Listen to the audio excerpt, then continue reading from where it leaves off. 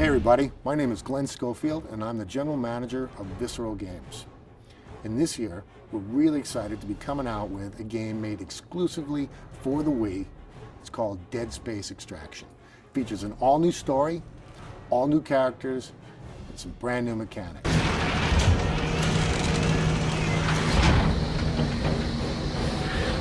Damn, has this thing ever been used?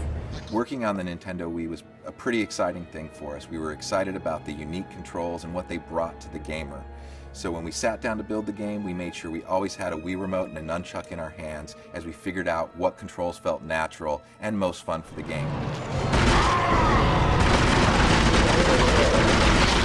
One of the new features that we're bringing to Dead Space Extraction is actually exclusive to the Wii, and we call it the glowworm. So there's going to be places in the game where it goes pitch black, really terrifying. Of course, you can always just shake that Wii remote, and for about 10 to 12 seconds, you cast this really eerie green light around your surroundings. Great for seeing enemies coming out of the darkness, try and find power-ups, and find your way around the Ishimura and the planet's surface. Calm down. For all we know, that feed could be from the colony. You don't really believe that?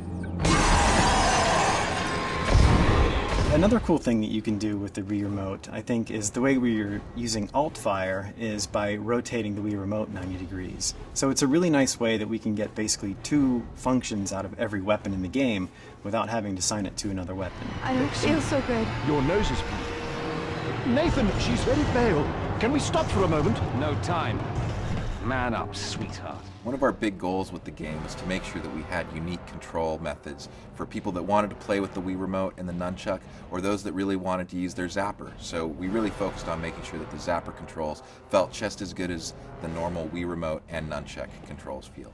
There you can see a melee attack being executed, and that's performed by just simply slashing your nunchuck left to right or up and down. That'll actually perform a melee strike. Go, go! Hit it! I did! What you can see here is one of the many puzzles found in Dead Space Extraction. We really wanted to make sure the puzzles felt interactive for both players, so what we've done is we actually make the players coordinate together. From each section of the puzzle, it alternates from player 1 to player 2. What this does is focus one player to fend off the enemies while the other player is working on the puzzle, and then they have to switch back and forth.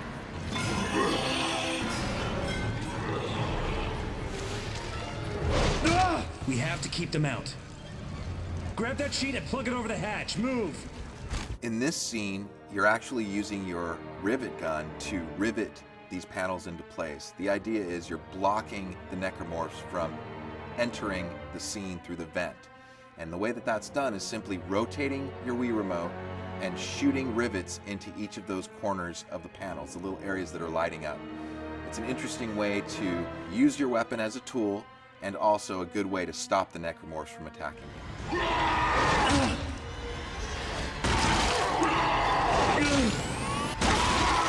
Making a game for the Nintendo Wii presented all kinds of unique challenges. We didn't want to get into a situation where we were making the player wave their hands all over the place all the time for nonsensical reasons. We wanted to make sure when you're actually doing a gesture, it resonates with what you're doing in the game. And we feel pretty happy about what we've done on the system.